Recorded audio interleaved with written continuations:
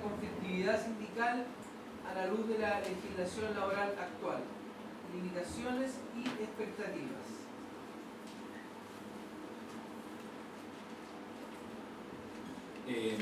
Bueno, compañeros, compañeras, buenas tardes. ¿Está listo? ¿Sí?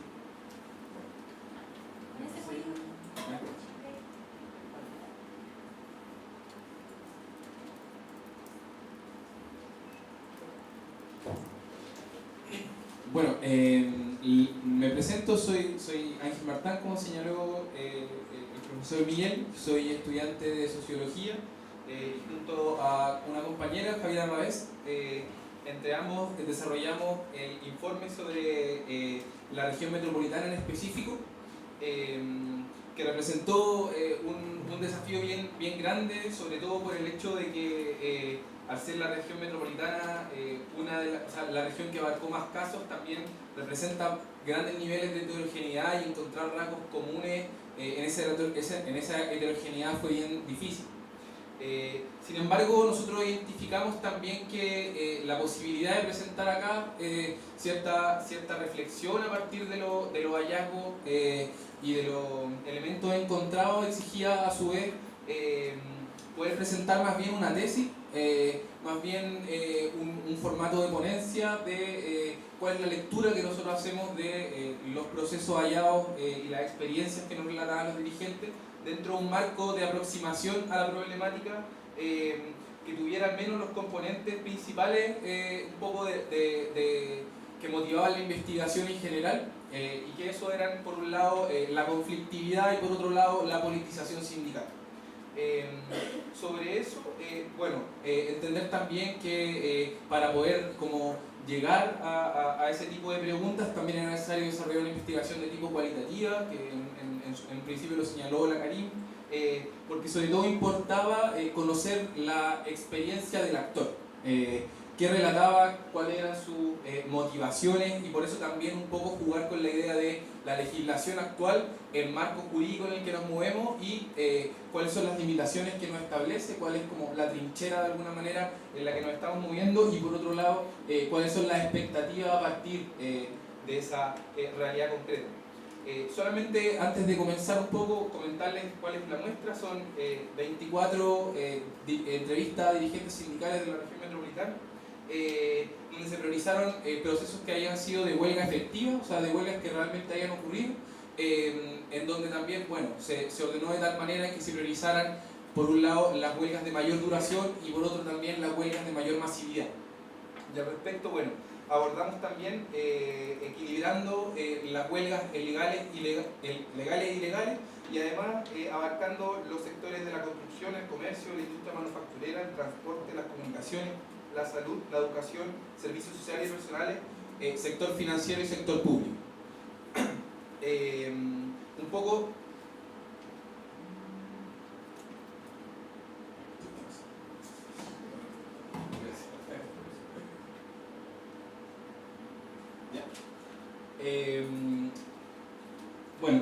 por eso un poco el punto de aproximación en estos dos conceptos, la idea de la politización y la conflictividad, que vamos a estar volviendo durante toda la discusión a ese tema, pero también partir un poco con la pregunta, ¿por qué la pregunta por la conflictividad a partir un poco de la legislación actual? Porque en el fondo la pregunta que nosotros nos planteamos a su vez es la posibilidad de... el lugar que ocupa la huelga, básicamente, en la legislación actual. Y ahí, para contextualizar quizás desde dónde nos aproximamos al problema. Gran parte de lo que fue el siglo XX trató de las luchas obreras en torno a ir generando mayores condiciones de estabilidad, y que de alguna manera en el neoliberalismo ocurre un proceso en donde eso tiende a un retroceso. O sea, son cada vez más las zonas desprotegidas, las zonas vulnerables, las zonas en donde aparentemente la estabilidad laboral es cada vez más puesta en cuestión. Y al respecto, nosotros creemos que se presentan dos grandes efectos que podemos encontrar al menos dentro de ese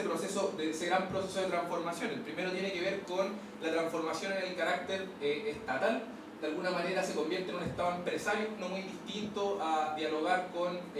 un privado, y a su vez un enorme ausentismo estatal en la mediación de los conflictos laborales. Y por otro lado, la emergencia de un sindicalismo más de nuevo cuño, muy vinculado sobre todo a los sectores de servicio y que se encuentran, como señalaba en un principio, sobre todo más expuestos a esa vulnerabilidad y a la desprotección que genera el ausentismo estatal. Esos ambos efectos de alguna manera también expresan un cuestionamiento o una puesta en cuestión a la idea de libertad sindical. La idea de libertad sindical que se compone de tres elementos principales, por un lado el derecho a la sindicalización, la huelga y la negociación colectiva, van poniéndose, se van relativizando en la medida en que ese proceso de desprotección aumenta, la estabilidad laboral es cada vez menor, y los efectos de la subjetivación de los trabajadores también son relevantes. O sea, por un lado, como les señalaba, no hay mucha diferencia entre relacionarse con el sector público porque tiene, con el Estado, porque tiene prácticas patronales bastante similares a las que tiene el privado. Pero por otro lado, los trabajadores sienten cada vez menos identificación con su lugar de trabajo. El fenómeno de la inestabilidad de alguna manera va produciendo de que haya menos seguridad de que ese va a ser mi lugar de trabajo durante un buen tiempo, y por tanto las posibilidades de construir una identidad sindical, laboral en torno a ese lugar de trabajo son cada vez más difíciles. Y un tercer elemento es que a su vez el ánimo de movilización, sobre todo por la irregularidad y porque el enfrentamiento es cada vez más descarnado, también van en aumento.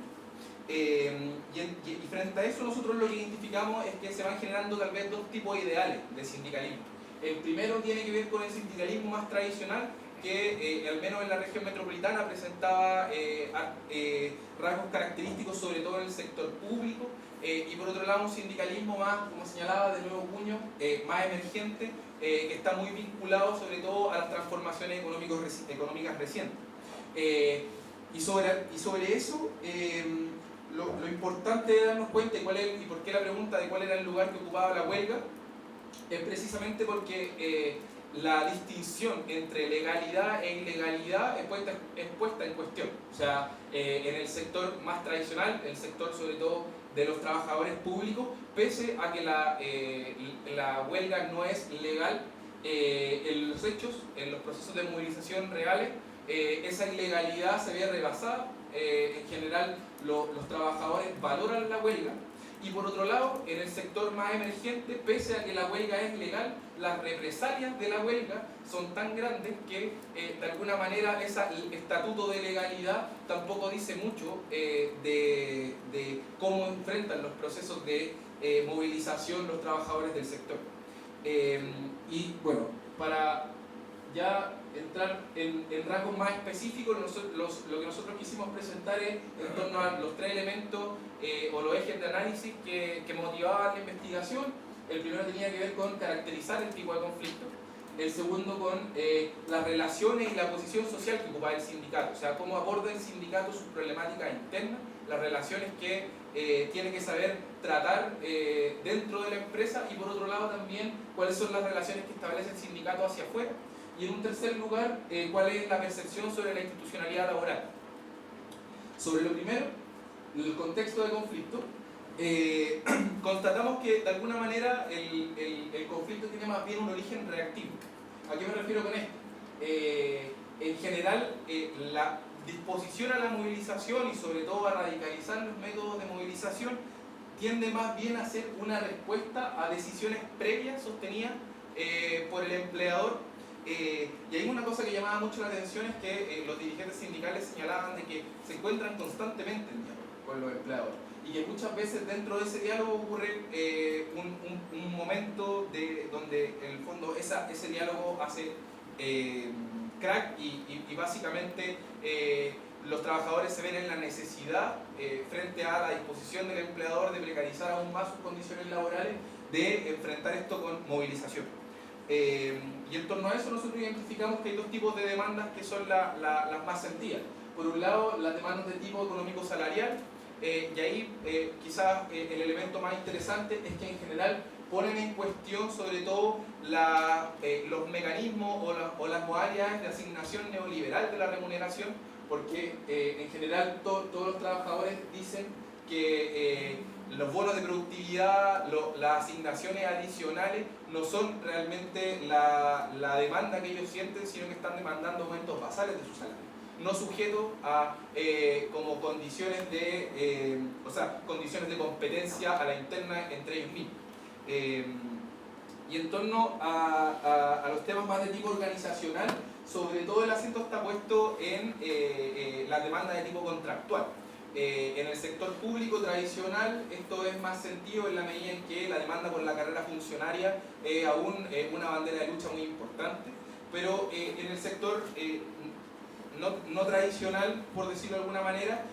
también se demanda precisamente porque los empleadores, dentro de sus mecanismos de disuasión, una de las cuestiones más potentes es desvincular a los trabajadores, despidos masivos, y por tanto esa demanda por mayores niveles de estabilidad es muy sentida. Asimismo, lo que nosotros también identificamos son tres rasgos que parecen presentarse en todos los conflictos. El primero tiene que ver con que todos los empleadores ocupan estrategias de alguna manera apuntan al desgaste de la movilización, cerrando los diálogos, ojalá que los trabajadores se cansen, dejen de asistir a las actividades propias de la movilización, y a la vez además se utilizan estrategias más directas, sobornando a los dirigentes sindicales, que de alguna manera son coyunturas a las que los trabajadores se enfrentan cotidianamente. Un segundo rasgo importante es el hecho de que la legislación, que el rol de las mediaciones, y aquí la inspección del trabajo, la dirección del trabajo, en general es para institucionalizar los diálogos, pero muy pocas veces para encauzar esos diálogos hacia resoluciones que favorezcan a los trabajadores. Y en un tercer lugar, los empleadores en general apuestan por inhabilitar al actor sindical como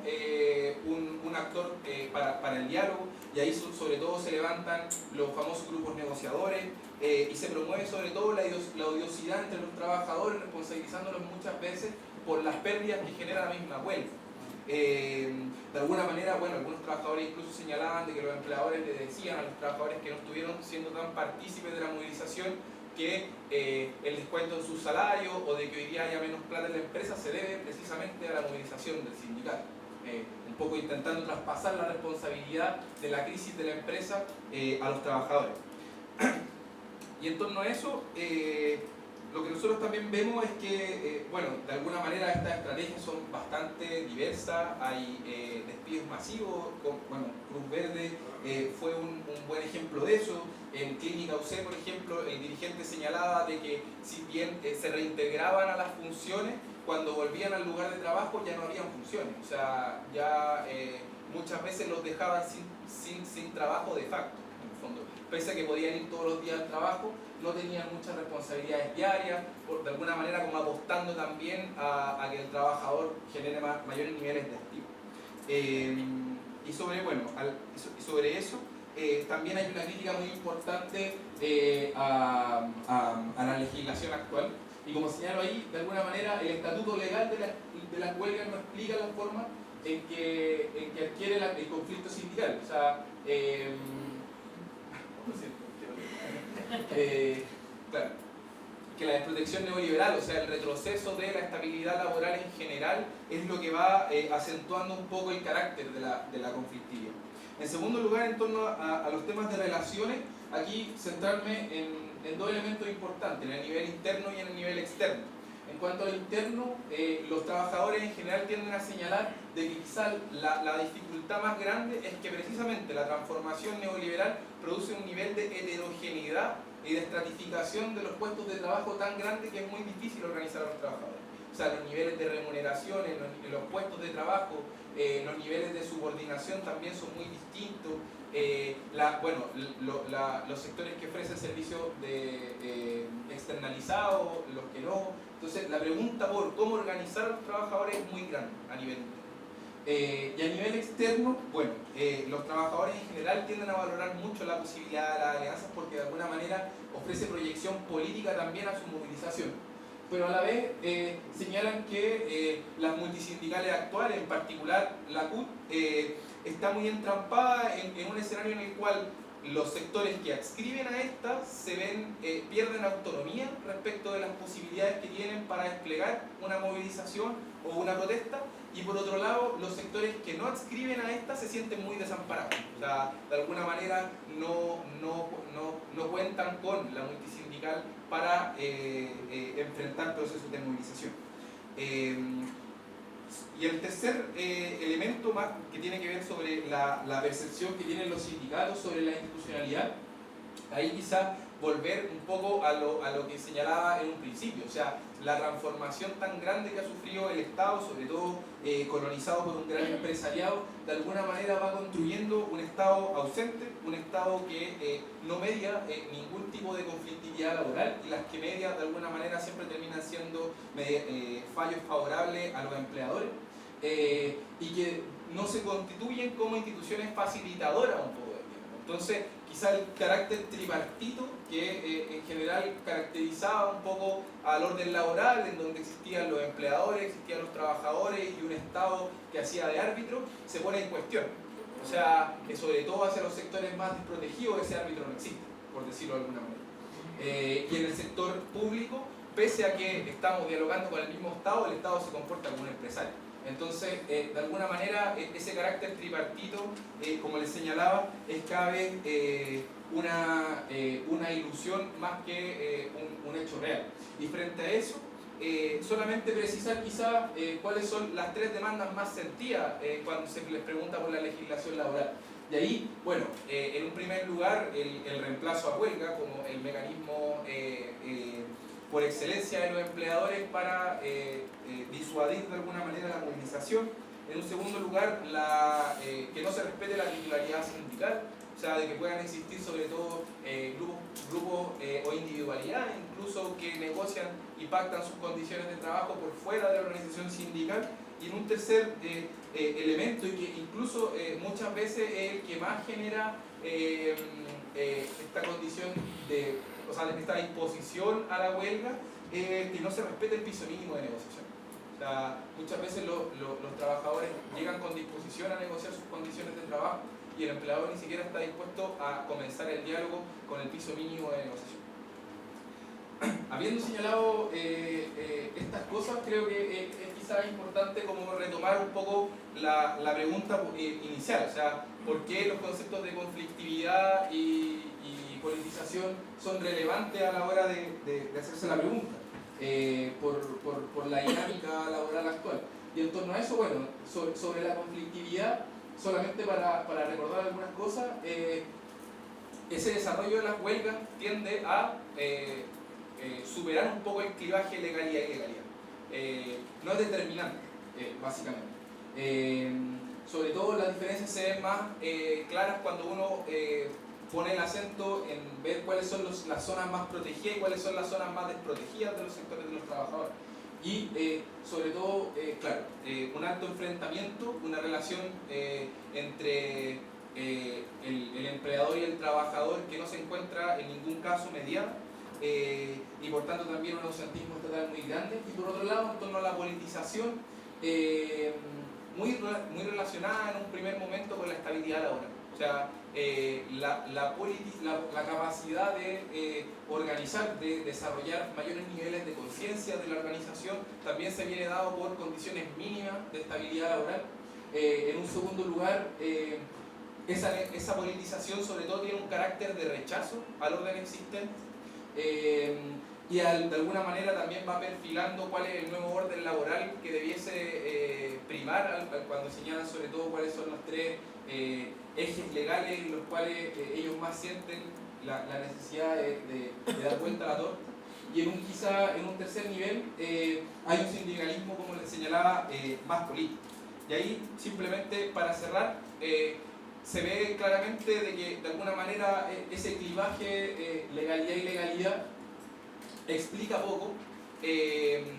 como les señalaba, porque por una parte en el sector más tradicional, pese a que la huelga es ilegal, se desarrolla ampliamente y se desarrolla incluso teniendo al Estado con bastante disposición a dialogar, pese a que el estatuto esté señalando de que esa huelga es ilegal, pero por otro lado, en el sector ampliamente desprotegido de trabajadores, que cada vez crece, que cada vez aumenta más, de alguna manera, pese a que la huelga sea legal, no existe ninguna posibilidad de que eso represente mayores niveles de seguridad para la movilización de los trabajadores. Eso solamente para cerrar dos cosas. Considero que en torno a lo que han señalado los trabajadores hay dos elementos que son clave. El primero tiene que ver, sobre todo en los sectores más tradicionales, con una lucha por la centralidad de la huelga. La centralidad de la huelga en la medida en que, si bien en un principio se construyó un estatuto pensando en un Estado muy distinto al que tenemos hoy día, un Estado que consagra el neoliberalismo, y por otro lado en el sector no tradicional, la necesidad de dar una lucha sobre todo por la protección laboral y por los mayores niveles de estabilidad para desarrollar sus procesos de movilización. Y bueno, eso. Muchas gracias.